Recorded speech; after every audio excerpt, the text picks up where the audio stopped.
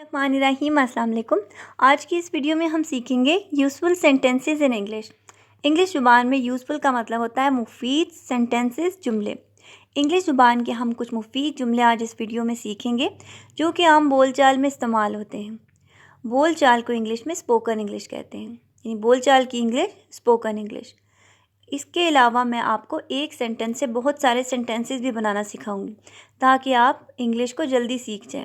English सीखने के लिए आपको सिर्फ एक बात याद रखनी है, अगर आपको सही तरह से टेक्निक समझ आ जाए तो एक ही सेंटेंस को आप बहुत सारे लोगों के लिए भी, लड़के के लिए भी, लड़की के लिए भी, अपने लिए भी वही सेंटेंस इस्तेमाल करेंगे, बस थोड़ी सी तब्दीली करनी होती है, सेंटेंस वही होता है। ये सारी टेक्निक्स आप आज इस वीडियो में सीखेंगे। तो आइए अपनी वीडियो को स्टार्ट करते हैं। सेंटेंस नंबर 1 पे देखें। इंग्लिश में मैंने सेंटेंस जो बनाया है वो लिखा है मैंने, are you giving me money? क्या तुम मुझे पैसे दे रहे हो? यहाँ पे देखिए दे रहे हो, इससे आपको याद रखना है कि ये प्रेजेंट कंटिन्यूस टेंस है, यानी काम जारी है। या दे रहे थे तो तब आपने समझना है कि ये सेंटेंस पास्ट का है, माजी का है, उसमें आप हेल्पिंग वर्ब वॉज या वर इस्तेमाल करते हैं। चूँकि ये प्रेजेंट कंटिन्यूस टेंस है तो उसमें helping verb is am are इस्तेमाल किया जाता है। यू के साथ आपने याद रखना है कि हमने हेल्पिंग वर्ब आर इस्तेमाल करना है जब भी हमने सेंटेंस में यू का इस्तेमाल करना है। ही शी इट के साथ हमने इज़ ये इस्तेमाल करना है, और यू के साथ आर, आई के साथ एम, मैं हूँ, आई एम। तो यहाँ पे देखें आर यू, आर चूँकि हमने सेंटेंस से पहले लगा दिया, is, am, are, have, has, had, कोई भी हेल्पिंग वर्ब अगर सेंटेंस के स्टार्ट में होगा तो वो क्या के मानी देगा। जब आप इसको ट्रांसलेट करेंगे आप देखेंगे कोई सेंटेंस में हेल्पिंग वर्ब सेंटेंस के स्टार्ट में आ रहा है, शुरू में आ रहा है, तो उसका मतलब होगा क्या। यू इंग्लिश में छोटे और बड़े दोनों के लिए यही लफ्ज़ इस्तेमाल होता है।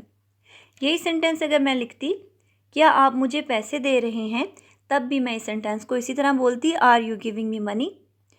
और जब मैंने यहाँ पे लिखा है क्या तुम मुझे पैसे दे रहे हो, छोटे की बात हो रही है, तो मैं तब भी यही कहूँगी, are you giving me money. याद रखना है छोटे और बड़े दोनों के लिए हमने यू ये लफ्ज़ इस्तेमाल करना है इंग्लिश में। गिव के साथ आई एन जी, दे रहे हो। गिव, गिव का मतलब होता है देना, और जब हम इसके साथ आई एन जी लगा देंगे तो इसके मानी हो जाएंगे दे रहे, रहे हो, दे रहे हो, गिविंग, मनी पैसे। Are you giving me money? क्या तुम मुझे पैसे दे रहे हो? No I am giving you food, food का मतलब होता है खाना। नहीं मैं तुम्हें खाना दे रहा हूँ। No I am giving you food, नहीं मैं तुम्हें खाना दे रहा हूँ। No I am giving you food. यही सेंटेंस अगर आप देखें ऊपर वाला भी, कि अगर मैंने यहाँ पे लिखना होगा कि क्या वो मुझे पैसे दे रहे हैं, तो मैं कहूँगी आर यू की बजाय मैं लिख दूँगी दे। वो ज़्यादा लोगों के लिए लफ्ज़ इस्तेमाल होता है they. Are they giving me money? क्या वो मुझे पैसे दे रहे हैं। यही अगर मैं जुमला किसी लड़की के लिए कहती कि क्या वो मुझे पैसे दे रही है, तो मैं इसी सेंटेंस में यू की जगह शी का इस्तेमाल करती, लेकिन helping verb he she it के साथ हम इज़ का इस्तेमाल करते हैं। तो यहाँ पे मैंने लिखती is she giving me money? क्या वो मुझे पैसे दे रही है, क्या वो मुझे पैसे दे रहा है। लड़के के लिए बात हो रही होगी तो मैं लिखूँगी इसको is he giving me money? क्या वो मुझे पैसे दे रहा है। देखिए एक ही सेंटेंस से कितने सारे सेंटेंसेस हम आसानी के साथ बना सकते हैं। No I am giving you food, नहीं मैं तुम्हें खाना दे रहा हूँ।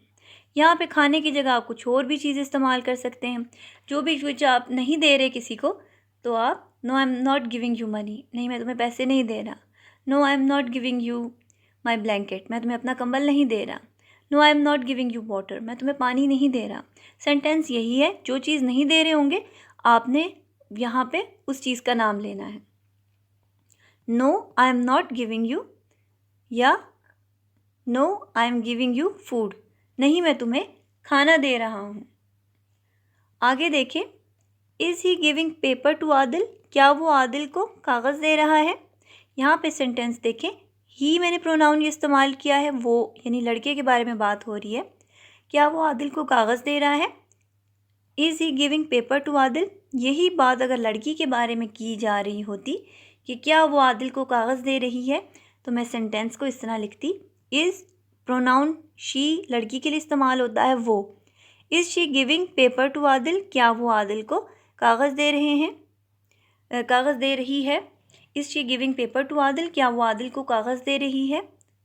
और अगर मैं कहती अपने बारे में कि मैं आदिल को कागज़ दे रही हूँ तो मैं कहती आई am giving paper to Adil.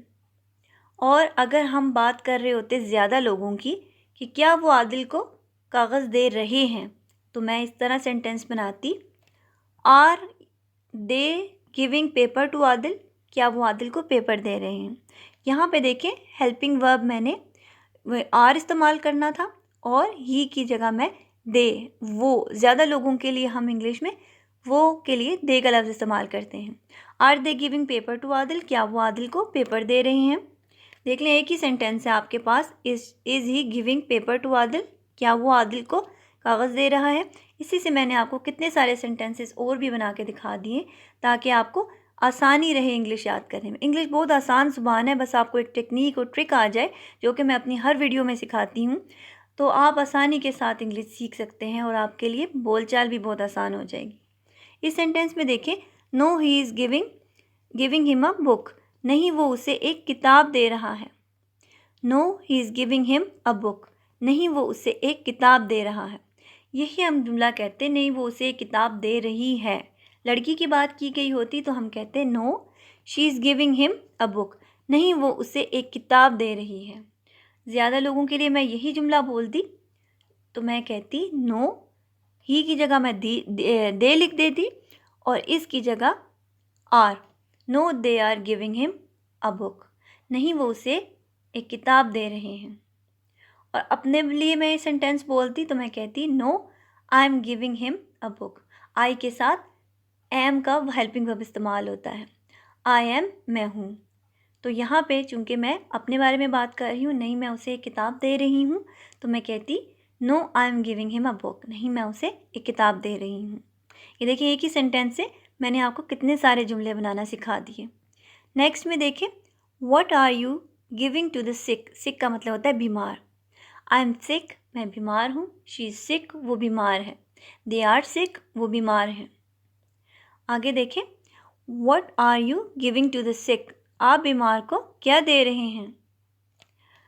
We are giving them medicine, हम उनको दवाई दे रहे हैं। अगर आप दवाई की जगह उनको खाना दे रहे होते इसी सेंटेंस में तो आप लिखते we are giving them food, हम उनको खाना दे रहे हैं। मैं अपने बारे में बात करती कि मैं उनको मेडिसिन दे रही हूँ, मेडिसिन का मतलब होता है दवाई, मैं उनको दवाई दे रही हूँ तो मैं इस सेंटेंस को इस तरह बोलती आई एम गिविंग देम मेडिसिन, मैं उनको दवाई दे रही हूँ। लड़के के लिए आपने प्रोनाउन इस्तेमाल करना he is giving them medicine, वो उनको दवाई दे रहा है। She is giving them medicine, वो इनको दवाई दे रही है। They are giving them medicine, वो उनको दवाई दे रहे हैं। तो यहाँ पे देखिए एक सेंटेंस से आप कितने सारे सेंटेंसेस बना सकते हैं।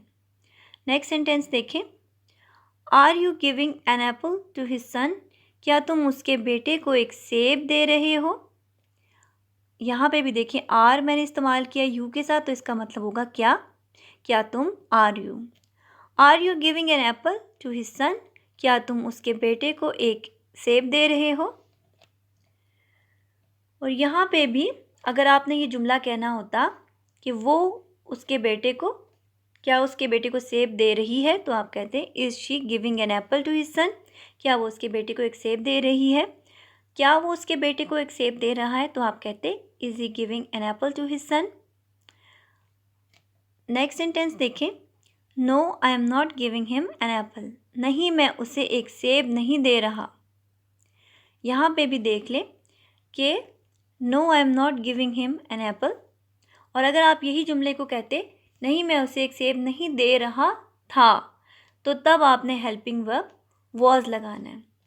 No I was not giving him an apple, नहीं मैं उसे एक सेब नहीं दे रहा था। और अगर आप कहते कि वो उसे सेब नहीं दे रही थी no she was not giving him an apple, या वो उसे सेब नहीं दे रही no she is not giving him an apple. देख लिए एक ही सेंटेंस से आप कितने सारे सेंटेंसेस आसानी से बना सकते हैं। When will he give me the money, वो किस वक्त मुझे पैसे देगा। यहाँ पे चूंकि हमने गा का लफ्ज़ इस्तेमाल किया है, गा का मतलब होता है विल।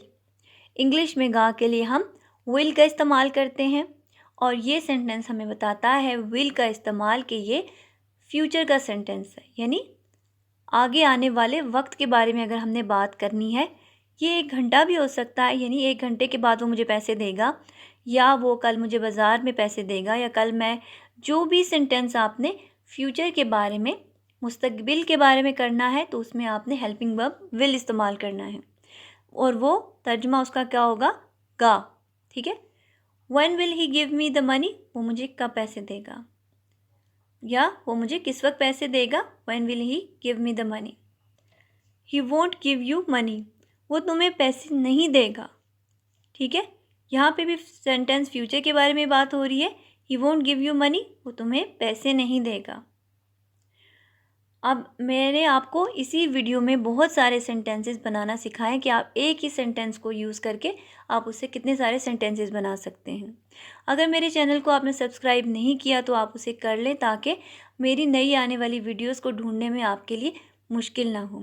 मेरा चैनल आप एक दफ़ा सब्सक्राइब कर लेंगे और इसके बाद बेल आइकन जो है उसको प्रेस कर लें ताकि मेरी वीडियो जब भी अपलोड हो वो आपको फ़ौरन से मिल जाए और आप आसानी के साथ प्रैक्टिस करते रहें इसी तरह। और उम्मीद करती हूँ कि आप बहुत जल्द इंशाल्लाह इंग्लिश सीख जाएंगे। अपना ढेर सारा ख्याल रखिएगा। अल्लाह हाफ़िज़।